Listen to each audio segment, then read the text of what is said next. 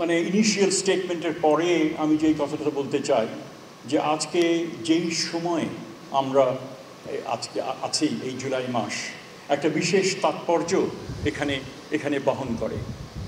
জুলাই মাস আমাদের একটা বিশেষভাবে জাতীয়ভাবে আমাদের একটা গুরুত্বপূর্ণ মাস, এবং যতদিন বাংলাদেশ থাকবে এই জুলাই মাস অবশ্যই আমরা অবজার্ভ করব, আমরা কমেমোরেট করব। কেন করব?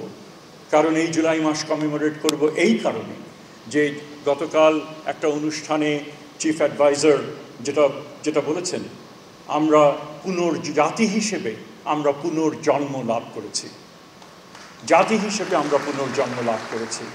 আমি নিজে বলতে পারি যে আমি এই কথাটা সব জায়গায়, যে জায়গায় যাই সে জায়গায় আমি এই কথাটা বলি, সেটা হচ্ছে যে আমরা যে নাগরিক, সেটা কিন্তু আমরা নিজেরা সেই নাগরিকত্ব আমরা সমর্পণ করেছিলাম একটা ফ্যাসিবাদী রাষ্ট্রের কাছে। আমরা নাগরিক বললে কিছু অধিকার সম্পন্ন ব্যক্তি হতে পারত, এবার অধিকার তার থাকে না, আমরা সেখানে প্রজা হয়েছিলাম, এবং কখনো ভাবিনি আমাদের জীবদ্দশাতে তার থেকে আমাদের উত্তরণ ঘটবে। আমরা মোটামুটিভাবে নিজেদেরকে রিজাইন করেছিলাম to the fact that here is a dispensation, যেখানে there is nothing that we can do.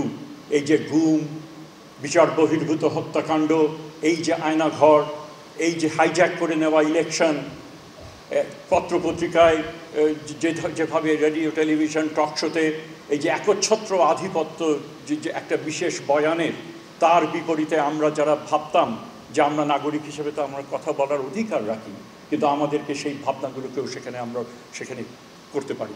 কাজে আমরা মোটামুটিভাবে আমাদের প্রজন্ম এটুকু বলতে পারি যে we resign two the fact যে এর থেকে বোধহয় পরিত্রাণ আমাদের হবে না, বাট হয়েছে, এবং সেই কারণেই সেই পুনর্জন্মের কথা বলা হচ্ছে।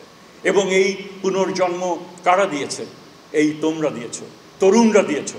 তোমরা ঐক্যবদ্ধভাবে তোমরা নতুন এক বাংলাদেশের, আবার যেই প্রসঙ্গটা যেটা এসছে, দায় আর দরদের বাংলাদেশ,